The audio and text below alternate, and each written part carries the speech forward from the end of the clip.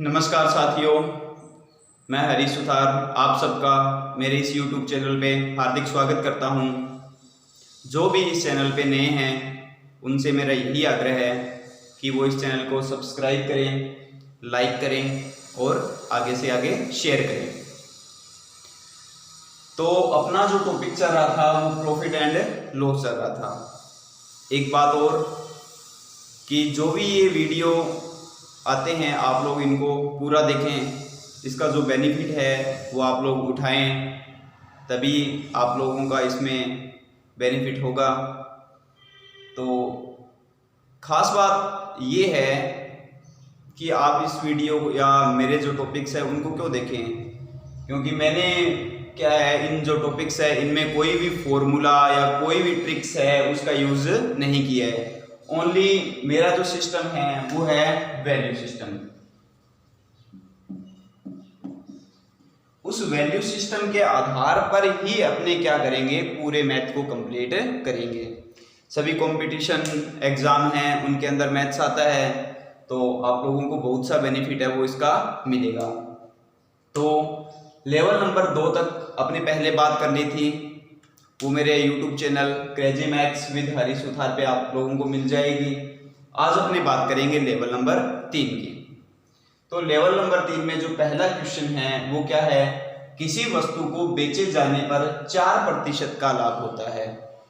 अब देखो, लाभ होता है इसका मतलब जितने में अपने वस्तु खरीद कर लाए थे उससे अपने क्या कर रहे हैं, ज्यादा में बेच रहे हैं, तभी अपने को क्या हो रहा है, लाभ। और वो जो लाभ हो रहा है वो कितने प्रतिशत का हो रहा है, 4% का लाभ हो रहा है। तो अब अपने इस क्वेश्चन को है वो सॉल्व करते हैं। किस प्रकार इस क्वेश्चन को अपने करेंगे, तो इसको थोड़ा ध्यान से देखना। सबसे पहले मैं इधर लिखता हूं सीपी, यानी सीपी का मतलब क्या होता है, कॉस्ट प्राइस यानी क्रय मूल्य। तो मैंने यहाँ पे लिख दिया क्रय मूल्य। हिंदी में इंग्लिश में कैसे भी आप लोग लिख सकते हो। एक तरफ मैंने लिखा है एसपी यानी विक्रय मूल्य, सेलिंग प्राइस। ठीक है। अब देखो, जो अपना सीपी है वो अपने कितना मान लिया, 100 मान लिया कि अपने पास में जो है वो टोटल कितने रुपए थे, 100, या कोई वस्तु को अपने कितने रुपए में खरीद के लाए, 100। अब वो कह रहा है किसी वस्तु को बेचे जाने पर 4% का क्या होता है, लाभ होता है। अब देखो 4% का लाभ होता है, इसका मतलब क्या है, ये 100 रुपए वाली वस्तु अपने कितने रुपए में बेच दी, 104 रुपए में। ठीक है। अब आप लोगों को मैं एक बात और बता दूं, इस बात को समझना बहुत ही आप लोगों के लिए जरूरी है कि जैसे किसी वस्तु पर 20% का क्या होता है, लाभ होता है, तो उसका मतलब क्या हो गया कि जो वस्तु 100 की थी ना वो अब अपने को कितने में प्राप्त जो है वो बेच रहे हैं, 120 में। अगर यही 20% की क्या होती, हानि होती, तो वही जो 100 रुपए वाली वस्तु है वो कितने रुपए में बिकती, 80 रुपए में बिकती। तो ये जो ज्ञात करते हैं, इसको ज्ञात करने के अपने पास में 2 तरीके होते हैं। अपने दोनों तरीकों पर बात करेंगे ताकि आप लोगों के जो भी कंफ्यूज है वो दूर हो जाए। तो सबसे पहले अपने बात करते हैं, देखो पहले तरीके पे।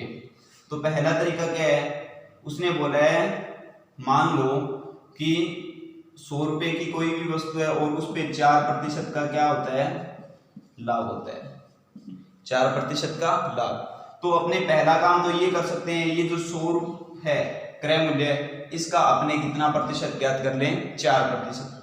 तो 100 का 4% कितना होता है, 100 इंटू 4, प्रतिशत का निशान हटाया, बटा में क्या लगा दिया आपने, 100, 2 0 से 2 0 कट गई, अपने पास में कितना आ गया, 4। यानी अपने को 4 रुपए का क्या हुआ है, लाभ। और अपने को अगर विक्रय मूल्य ज्ञात करना है तो विक्रय मूल्य के लिए क्या करेंगे, 100 की तो जो वस्तु थी और 4 रुपए अपने कमा लिए, यानी अपने उस वस्तु को कितने रुपए में बेचा, 104 रुपए में। ये तो था अपना फर्स्ट स्टेप।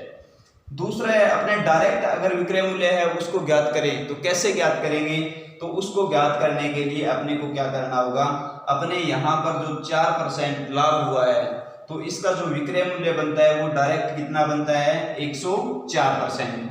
तो अपने क्या करेंगे, अब ये जो 100 है इस 100 का 104% है वो ज्ञात कर लेते हैं। तो 100 का 104% कितना होता है, प्रतिशत का निशान हटाया, बटा में 100, 104। मैं आप लोगों को ये जो करवा रहा हूँ बिल्कुल जीरो लेवल से है वो करवा रहा हूँ, ताकि आप लोगों को किसी भी प्रकार की कोई भी दिक्कत है वो ना आए। तो डायरेक्ट अपने पास में अब जोड़ने की आवश्यकता नहीं पड़ी, डायरेक्ट अपने पास में विक्रय मूल्य वो प्राप्त हो गया। अगर यही बोलता 4% हानि है तो अपने यहाँ पे 100 का 4% हानि कम कर दो, यानी कितना अपने पास में बचा है 96, तो अपने 100 का है वो 96% है वो ज्ञात कर सकते थे। इस प्रकार अपने इस क्वेश्चन को भी आगे देखते हैं।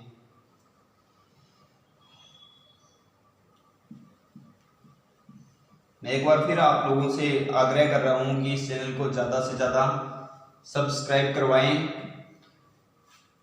इस वीडियो को पूरा देखें, तभी आप लोगों को इसका बेनिफिट है वो मिल सकता है। अब देखो 4% का लाभ होता है, तो अपने 100 वाली वस्तु 104 में बेच दी। यदि इस वस्तु को 20% अधिक में खरीद कर, अब ये क्या कह रहा है, ये जो 100 रुपए वाली वस्तु है ना, इसको 20% अधिक में खरीद कर, तो अपने इस 100 वाली वस्तु को अगर 20% अधिक में खरीदते तो क्या बनता, देखो 20% अधिक, तो इसका मतलब ये जो वस्तु है ना, ये वस्तु अब अपने कितने में खरीदते, 120 में। ठीक है, क्यों, क्योंकि 100 का 20% अधिक करना है अपने को, 100 का 20% क्या करना है, अधिक। फिर मैं जीरो लेवल से बता रहा हूं, 100 का मतलब क्या होता है, मल्टीप्लाई 20% का निशान हटाएंगे, बटा में क्या लग जाएगा 100, 100 से 100 कट गया, अपने पास में क्या बचा है 20। ये 20 अपने को क्या करना है, अधिक करना है, तो 100 का 20 अधिक किया तो अपने पास में कितना आ गया 120। या आप क्या कर सकते हो, डायरेक्टली अगर 20% अधिक करेगा तो अपने पास में प्राप्त कितना होगा 120%, तो अपने 100 का डायरेक्ट 120% निकालते हैं, तो 100 का 120% अपने को क्या प्राप्त हो जाएगा, 120 है वो प्राप्त हो जाएगा। ठीक है, इसके बाद में अपने आगे क्वेश्चन पढ़ते हैं। आगे ये क्वेश्चन अपने को क्या बोल रहा है कि 20% अधिक में खरीद कर, अब खरीदा हुआ पार्ट अपना इधर है, ठीक है, 10% कम में बेचा जाता है। अब बेचने वाला पार्ट अपने इधर है कि 20% अधिक में तो अपने खरीद लिया, अब इसको बेचा जाता है कब, कैसे, 10% कम। तो अब अपने को 120 का 10% क्या करना पड़ेगा, कम करना पड़ेगा।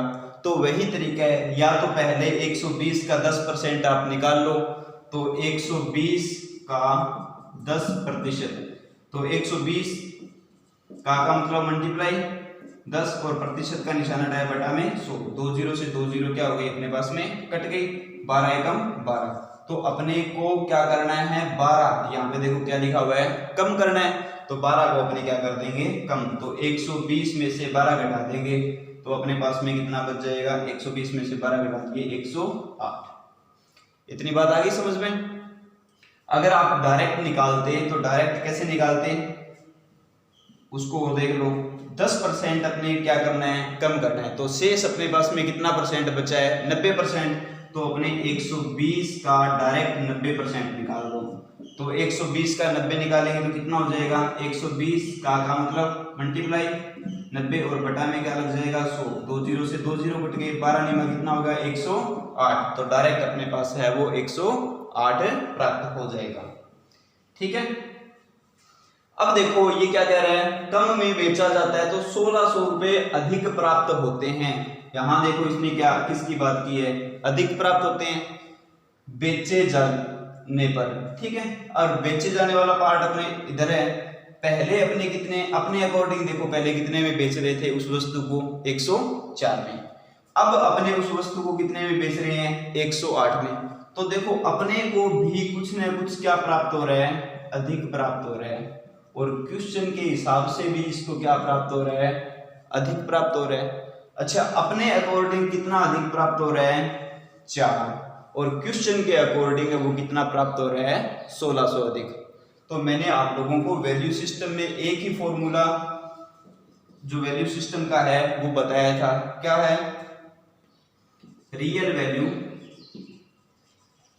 बटा में imaginary value into imaginary value जो अपने को ज्ञात करनी है। देखो रियल वैल्यू वो जो क्वेश्चन में अपने को दे रखी है, वो इमेजिनरी वैल्यू जो इस रियल वैल्यू की है, और यहाँ पर जो इमेजिनरी वैल्यू है यानी काल्पनिक वैल्यू जो अपने को ज्ञात है वो करनी है। अब इसमें क्वेश्चन में ज्ञात क्या करना है, वस्तु का क्रय मूल्य, क्रय मूल्य यानी अपने पास में क्या ज्ञात करना है, सीपी अपने को ज्ञात करना है। तो देखो रियल वैल्यू है वो अपने को कितनी दे रखी है, 1600 रुपए। तो इसको मैं थोड़ा सा ऊपर है वो लिख देता हूं, ठीक है, या मैं यही करवा देता हूं इसको। चलो ये देखो 1600 बटा में कितना आ जाएगा 4, क्योंकि क्वेश्चन के अकॉर्डिंग कितना अधिक प्राप्त हो रहा है 1600, अपने अकॉर्डिंग कितना अधिक प्राप्त हो रहा है 4, गुणा में वो चीज जो ज्ञात करनी है, ज्ञात करनी है क्रय मूल्य, और क्रय मूल्य अपने पास में कितना है 100, तो मल्टीप्लाई में कितना आ जाएगा 100। 1600 में 4 का भाग दिया कितना आ जाएगा अपने पास में 400, और 400 का 100 से मल्टीप्लाई करवाएंगे तो अपने पास में जो आंसर आएगा वो आ जाएगा 40,000 रुपए। तो जो अपना क्रय मूल्य है वो अपने को कितना प्राप्त हो जाएगा 40,000 रुपए। इस प्रकार अपने इस क्वेश्चन को है वो सोल्व कर सकते हैं। मुझे यही आशा है कि आप लोगों के ये क्वेश्चन है वो आसानी से समझ में आ गया होगा। नेक्स्ट क्वेश्चन करेंगे तो आप जितना इस क्वेश्चन में आप लोगों ने पकड़ बनाई है उससे कई अधिक गुना आप लोग इसमें पकड़ बना लोगे, ठीक है। तो आप लोग इसका अगर स्क्रीनशॉट लेना चाहते हैं तो आप लोग इसका स्क्रीनशॉट है वो ले लीजिए।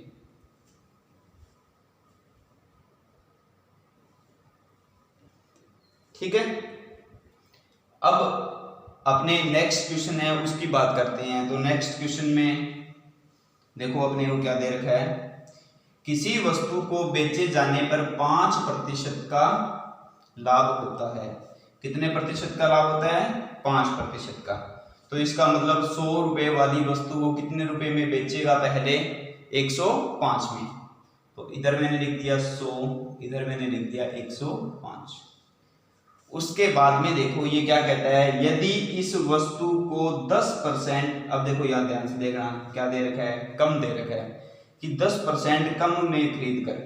तो अब अपने इसको 10% कम में खरीदते हैं, तो 100 को 10% कम करेंगे तो अपने पास में कितना बच जाएगा 90, ठीक है। क्योंकि आप निकाल के देख लेना 100 का 10% है वो 10 होता है, और 100 में से 10 कम कर देंगे तो कितना बच जाएगा 90। कम में खरीदकर 10% अधिक में बेचा जाता है। अब आपको क्या करना है, अगर वापस जब 10% आप इसका अधिक करोगे, 10% क्या करोगे अधिक करोगे, तो इसमें एक बात का ध्यान रखना कि पहले 100 का 10% कम किया तो 10 आ गया था, 10 कम करना पड़ा। अब 90 का 10% अपने को क्या करना है अधिक करना है।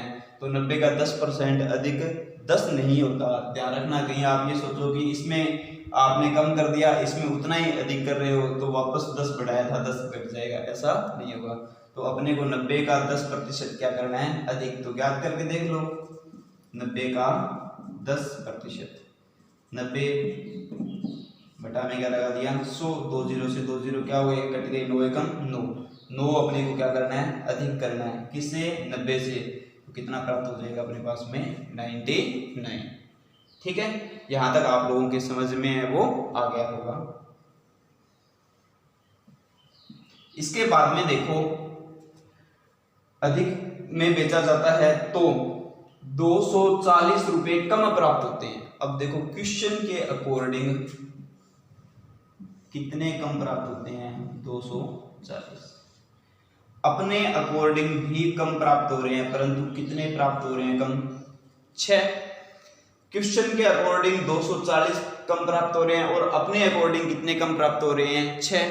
तो मैंने आप लोगों को वैल्यू सिस्टम का यही फॉर्मूला है वो बताया था, क्या रियल वैल्यू। तो रियल वैल्यू 240, अपनी इमेजिनरी वैल्यू, अपने इमेजिनरी वैल्यू कितनी है 6, मल्टीप्लाई में वो चीज जो ज्ञात करनी है। अब ज्ञात इस क्वेश्चन में क्या करनी है, तो उस वस्तु का क्रय मूल्य है वो ज्ञात कीजिए। तो वस्तु का क्रय मूल्य अपने पास में कितना है 100, तो मल्टीप्लाई में कितना लगा देंगे अपने 100। तो 6 का जब भाग देंगे तो 6 चौके 24, 40 इंटू 100, तो ये अपने पास में जो आंसर आएगा वो कितने रुपए आ जाएगा 4000 रुपए है वो आ जाएगा। अब देखो जितना पहले क्वेश्चन में अपने को टाइम लगा था, दूसरे क्वेश्चन में उतना टाइम अपने को नहीं लगा, ठीक है। तो आप लोग जैसे जैसे इस पे अभ्यास करेंगे तो आपकी स्पीड है वो बढ़ती जाएगी। तो अगर इसका आपको स्क्रीनशॉट लेना है तो आप लोग इसका स्क्रीनशॉट है वो ले लीजिए।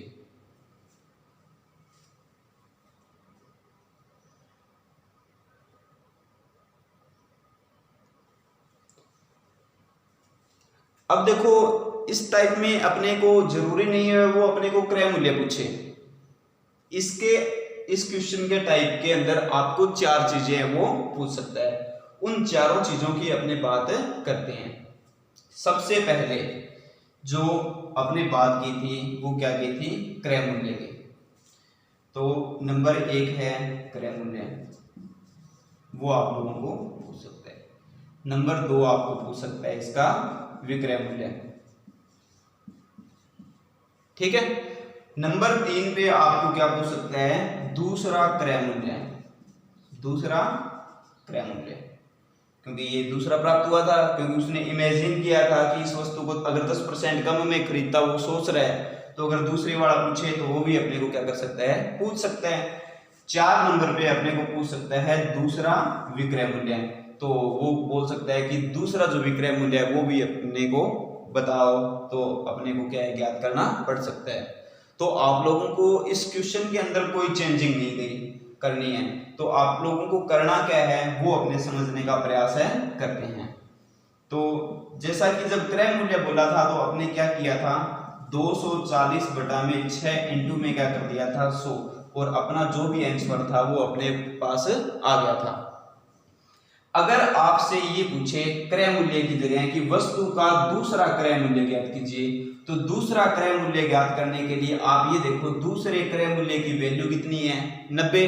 तो आप लोगों को यहाँ पे इस 100 की जगह यहाँ पे क्या रखना है, 90 रखना है। तो आपके पास में क्या प्राप्त हो जाएगा, दूसरा क्रय मूल्य, ये आप लोगों के पास में है वो प्राप्त हो जाएगा, ठीक है। अगर आपसे पूछे कि प्रथम विक्रय मूल्य ज्ञात कीजिए या सीधा डायरेक्ट पूछे विक्रय मूल्य ज्ञात कीजिए, तब आपको प्रथम ही बताना है। तब आपको यहाँ पे इस 100 के स्थान पर कितना रखना है, 105, तब आपका विक्रय मूल्य वो प्राप्त हो जाएगा। अगर आपसे पूछे दूसरा विक्रय मूल्य क्या है, तो आप लोगों को क्या करना है, इस 100 के स्थान पे क्या लिखोगे, दूसरे विक्रय मूल्य की जो अपनी वैल्यू है, इमेजिनरी वैल्यू है वो रखोगे, तो अपने पास में क्या प्राप्त हो जाएगा, दूसरा विक्रय मूल्य। तो अपने दूसरा विक्रय मूल्य, पहला विक्रय मूल्य, पहला क्रय मूल्य या दूसरा क्रय मूल्य जो भी पूछे उसकी वैल्यू अपने क्या कर देंगे, यहाँ पे रख देंगे, और अपने पास में इस क्वेश्चन का सोल्व है वो आ जाएगा, ठीक है। तो आप लोगों को ये जो लेवल नंबर 3 है वो आसानी से समझ में आ गया होगा। तो अब अपने बात करेंगे लेवल नंबर 4 के। तो अगर आपको इसका थोड़ा स्क्रीनशॉट लेना है तो आप ले सकते हैं। तो अब अपने आगे बात करते हैं लेवल नंबर 4। तो लेवल नंबर 4 में अपने किस प्रकार के क्वेश्चन है उनको करेंगे, तो अपने इनको समझते हैं। सबसे पहले अपने क्वेश्चन को आसानी से, आराम से, ध्यानपूर्वक इसको पढ़ते हैं। एक व्यक्ति 2 घड़ियां 630 रुपए में खरीदता है। देखो 630 रुपए में वो 2 घड़ियां खरीदता है। अब ये नहीं है कि प्रत्येक को 630 में खरीदा है, कि पहले को भी 630 में खरीदा और दूसरी को भी 630 में खरीदा। टोटल उसने क्या है 630 रुपए में खरीदी है। हो सकता है एक 300 रुपए की हो और एक 330 रुपए की हो, ठीक है। हो सकता है एक 200 रुपए की हो और एक 430 रुपए की हो, इसमें कुछ भी कंडीशन है वो हो सकती है, ठीक है। तथा पहली घड़ी को 20% के लाभ पर तथा दूसरी को 10% की हानि पर क्या करता है, बेच देता है। तो पूरे सौदे में न लाभ न हानि होती है। तो पहली घड़ी का क्रय मूल्य है वो अपने को क्या करना है, ज्ञात करना है। तो देखो वो अपने को क्या कह रहा है कि जो 2 घड़ियां थी वो एक को तो लाभ पे बेचता है और दूसरी को किस पे बेचता है, हानि पे। मान लो ये पहली घड़ी है, इसको मैंने ए लिख लिया, और ये कौन सी घड़ी है, दूसरी बी। अब आप लोग ये सोचो कि पहली को उसने किस पे बेचा है, लाभ पे, और दूसरी को किस पे बेचा है, हानि पे, ठीक है। और जब उसने पूरे सौदे को देखा, जब उसने पूरे सौदे को देखा तो उसको न तो लाभ हुआ और न ही हानि। ये इसमें विशेष बात है, देखो न लाभ और न ही हानि हुई। पूरे सौदे में उसे कुछ भी नहीं हुआ। हाँ, पहली घड़ी में उसको लाभ हो रहा है और दूसरी घड़ी में उसको क्या हो रही है, हानि, परंतु पूरे सौदे में न लाभ न हानि। तो इस प्रकार के क्वेश्चन को अपने जो वैल्यू सिस्टम है उसके आधार पर कैसे सोल्व करेंगे, तो इसको अपने समझते हैं, थोड़ा ध्यान से देखना। अब इसमें आप एक बात देखो कि पहली घड़ी थी, उसके ऊपर उसने क्या कमाया, लाभ। मान लो उसने 20 रुपए का लाभ कमाया, ठीक है। जो दूसरी घड़ी थी उस पे उसको क्या हुई, हानि। अब देखो जितना लाभ हुआ था उतनी ही अगर हानि होगी 20 रुपए की, तभी अपने पास में पूरे सौदे में क्या है, न लाभ होगा न क्या होगी, हानि होगी। क्योंकि जितना एक वस्तु पे उसने कमाया है दूसरे वस्तु पे उसके जो पास से है वो लग गया, यानी उसको हानि हो गई। तो पूरे सौदे में उसको न लाभ और न हानि हुई है। तो इसमें कंडीशन कौन सी बनती है कि एक पर जितना लाभ हुआ है दूसरे पर उतने ही रुपए की क्या हो गई, उसको हानि। इसका मतलब क्या हो गया, क्या मैं ये लिख सकता हूं क्या, थोड़ा इस चीज को ध्यान से देखना कि पहली घड़ी है उसको मैंने ए माना, तो ए का लाभ बराबर है किसके, बी की हानि के। कि जितना ए पर लाभ हुआ है ना उतना ही बी पे क्या हुई है, हानि। तो ये दोनों क्या चीज है, बराबर है, ठीक है। इतनी बात आप लोगों को आराम से है वो समझ में आ गई होगी। ये जो ए है और बी है ना, ये क्या है, वस्तु के क्रय मूल्य यानी सीपी है, क्रय मूल्य, ठीक है। यानी पहली वस्तु का जो क्रय मूल्य है उस पे जितना लाभ हो रहा है दूसरी वस्तु के क्रय मूल्य पर उतनी ही क्या हो रही है, हानि हो रही है। अब इसको आगे कैसे सोल्व करेंगे अपने, देखो ए का मतलब क्या होता है, मल्टीप्लाई लाभ। अब ए पर कितना लाभ हो रहा है, ए पर उसे लाभ हो रहा है 20% का, तो अपने यहाँ पे क्या लिख देंगे, 20%। ये बराबर है किसके बराबर है, बी का या की का मतलब क्या होता है, मल्टीप्लाई हानि। और हानि कितनी हो रही है अपने पास में, 10%, ठीक है। कि ए पर जितना लाभ प्रतिशत हो रहा था बी पर उतनी ही हानि प्रतिशत हो रही है, ठीक है। अब देखो जितने रुपए का लाभ इस पे हुआ है उतने रुपए की इस पे हानि हो गई। अब प्रतिशत का जो निशान है दोनों तरफ है, तो दोनों तरफ से जो प्रतिशत का निशान है वो क्या कर देंगे, अपने हटा देंगे। तो ये बचेगा a इंटू 20 बराबर है b इंटू 10, ठीक है। इस b को मैं इसके बटा में ले आता हूं, तो क्या हो जाएगा, a बटा में क्या हो जाएगा, b। यहाँ पे किसका निशान है, बराबर का। ये इधर कितना पड़ा था, 10, और इस 20 को मैं उसके बटा में ले जाता हूं, तो बटा में क्या हो जाएगा, 20, ठीक है। एक जीरो से एक जीरो क्या हो जाएगी, कट जाएगी, तो इसकी वैल्यू कितनी आ जाएगी, 1/2। यानी ए है ना, इसकी वैल्यू तो कितनी होगी, 1, अपने अकॉर्डिंग बोल रहे हैं, क्वेश्चन के अकॉर्डिंग नहीं। और बी की वैल्यू है वो कितनी रहेगी, 2, ठीक है। अगर इसको आप डायरेक्ट करना चाहते हैं तो डायरेक्ट इसको कैसे कर सकते हैं, ए की वैल्यू तो मानी जाएगी ये, और बी की वैल्यू कौन सी मानी जाएगी, ये। तो ए की वैल्यू कितनी है, 10, बी की वैल्यू कितनी है, 20, 0 से 0 कट गया, तो दोनों का जो रेशियो आया है, अनुपात है, वो 1 अनुपात कितना आया है, 2।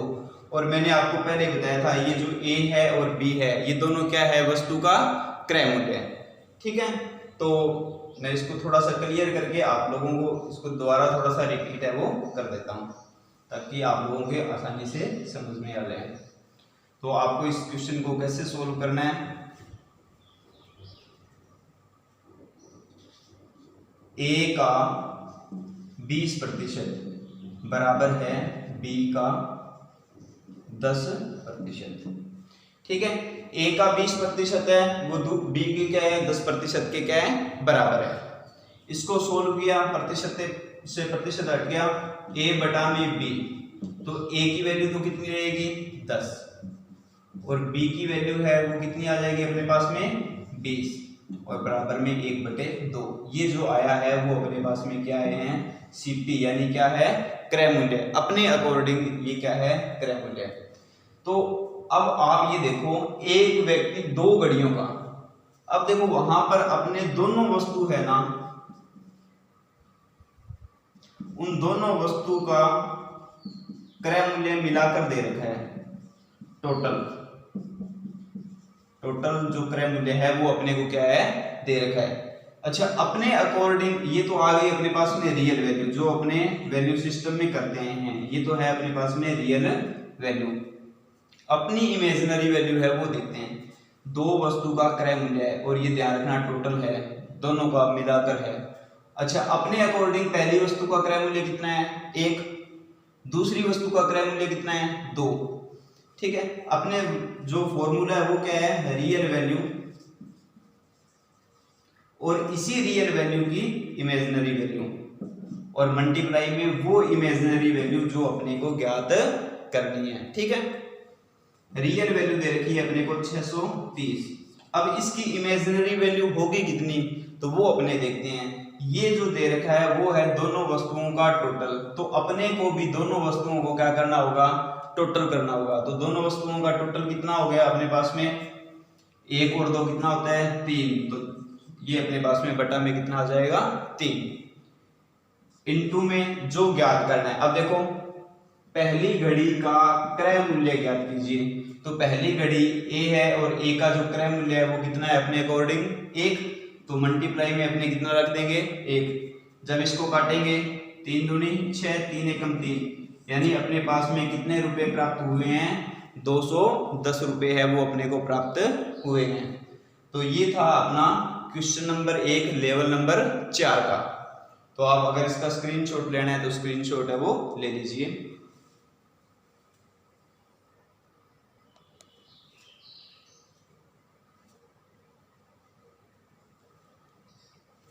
अब देखो, अगर अपने को इसमें दूसरी वस्तु का क्रय मूल्य ज्ञात करने को बोलता, तो अपने यहाँ पे जो 1 है इसके स्थान पर अपने जो दूसरी वस्तु b है उसका क्रय मूल्य जो था 2, वो अपने यहाँ पे रख दें। और अपना आंसर क्या होता है, 210 इंटू में क्या है, यहाँ पे तो 1 था, तो 210 है इंटू में यहाँ पे कितना रख देते हैं, 2। तो अपने पास में आंसर है वो 210 इंटू 2 यानी 420 रुपये आ जाता। तो वो दूसरी वस्तु है या दूसरी घड़ी है उसका अपने पास में क्या आ जाता, क्रय मूल्य। ठीक है, आप लोगों को ये क्वेश्चन आराम से शायद समझ में आ गया होगा। तो अब अपने बात करते हैं क्वेश्चन नंबर 2 की। अगर किसी को कोई भी प्रॉब्लम आती है तो आप लोग कमेंट कर सकते हैं, आपकी जो प्रॉब्लम है उसको आप शेयर कीजिए, ताकि अगले वीडियो में आप लोगों को वापस है वो इसको रिपीट कर सकता हूं मैं। तो अब मैं इसको इरेज कर देता हूं।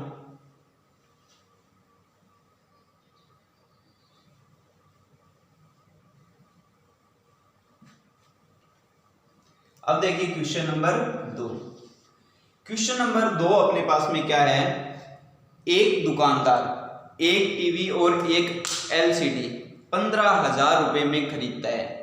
क्या है, एक टीवी और एक एलसीडी 15,000 रुपए में क्या करता है, खरीदता है। टीवी को 20% हानि पर तथा एलसीडी को 30% लाभ पर बेचता है और उसे पूरे सौदे में न लाभ न हानि हो तो टीवी का विक्रय मूल्य ज्ञात कीजिए। अब देखो अपने को क्रय मूल्य नहीं पूछा, इसने क्या पूछा है अपने को, विक्रय मूल्य। तब इसको कैसे करेंगे, बाकी जो मैटर है वो अपना वैसे ही है।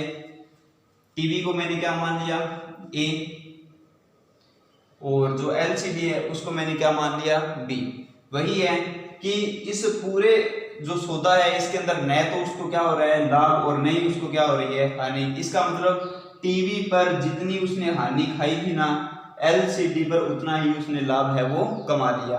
तो अपने ये लिख सकते हैं, टीवी की हानि है ना, तो टीवी की हानि बराबर है एलसीडी का लाभ। ठीक है, अब टीवी को मैंने 1 मान लिया, तो ए पर हानि कितनी हुई है, 20% बराबर एलसीडी है उसको बी मान लिया और बी पर लाभ हुआ वो कितना प्रतिशत हुआ है, 30%। और का निशान हटा के और अपने किसका निशान लगा दिया, मल्टीप्लाई का। अब देखो प्रतिशत से तो प्रतिशत हट जाएगा, ए की वैल्यू तो ये मानी जाएगी 30 और बी की वैल्यू क्या मानी जाएगी 20। तो ए बटा बी बराबर क्या हो जाएगा 30/20। तो ये अपने पास में वैल्यू आ जाएगी 3/2। अब एक दुकानदार एक टीवी व एक एलसीडी अब दोनों का टोटल बता रखा है, कितना बता रखा है अपने को 15,000। तो क्वेश्चन के अकॉर्डिंग जो रियल वैल्यू दे रखी है, टोटल वैल्यू वो दे रखी है 15,000 रुपए, और अपने हिसाब से टोटल वैल्यू दोनों की कितनी है 5। तो मैंने आपको वैल्यू सिस्टम में यही बताया है, रियल वैल्यू बटा में इमेजिनरी वैल्यू। तो इसका टोटल 15,000, अपना टोटल कितना है 5, और बटा में वो चीज जो ज्ञात करनी है। ज्ञात क्या करना है, विक्रय मूल्य।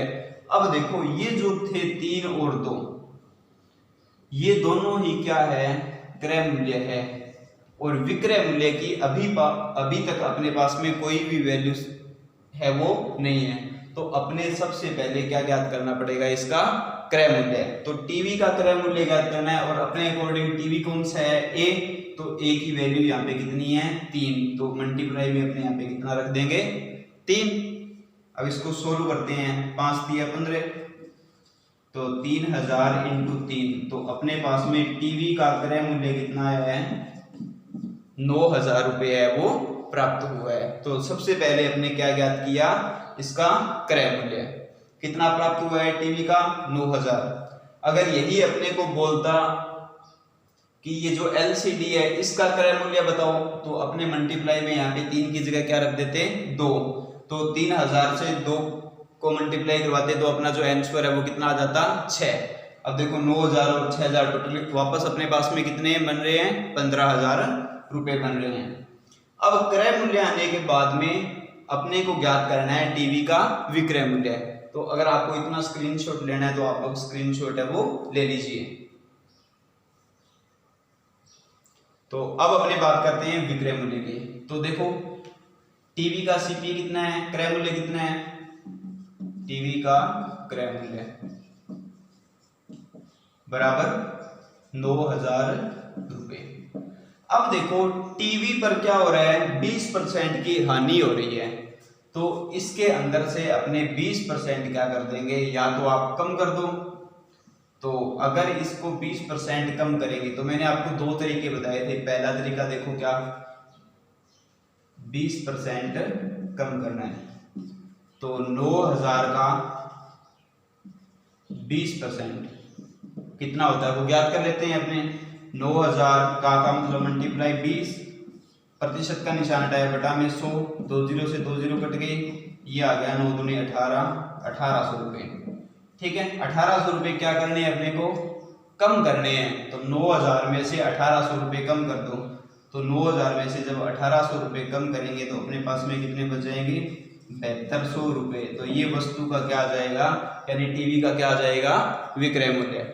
ठीक है, ये आप लोगों के आसानी से समझ में आ गया होगा। ये तो था अपना पहला मेथड जो मैंने 20% कम करके बताया है।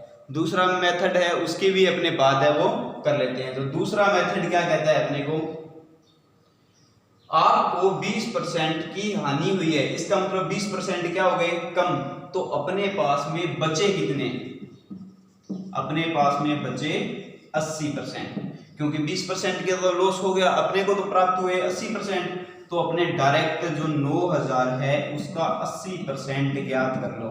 तो 9,000 का 80% कितना होता है, परसेंट का निशान हटाया बटा में कितना लग गया 100, 2 0 से 2 0 क्या हो गई कट हो गई, तो 9 8 72, 2 0 1 ये और 1 ये इसके साथ लग जाएगी। तो डायरेक्ट अपने पास में जो विक्रय मूल्य है वो ज्ञात हो जाएगा। तो ये जो अपना लेवल नंबर 4 था वो कंप्लीट हो गया। तो मैं यही आशा करता हूं कि आप लोगों के आराम से ये जो लेवल नंबर जो आज अपने बात की है 3 और 4 दोनों आराम से समझ में आ गए होंगे। इसी प्रकार इजीली तरीके से ही आपको ये पूरा टॉपिक है वो कंप्लीट करवाएंगे। तो एक बार फिर आप लोगों से मेरा अनुरोध है कि इस चैनल को सब्सक्राइब करें, लाइक करें और ज़्यादा से ज़्यादा शेयर करें। आप लोगों को जो भी प्रॉब्लम्स आ रही है तो आप मेरे को कमेंट बॉक्स में वो बता सकते हैं ताकि उनका सॉल्यूशन है वो करें हमने। ठीक है, धन्यवाद।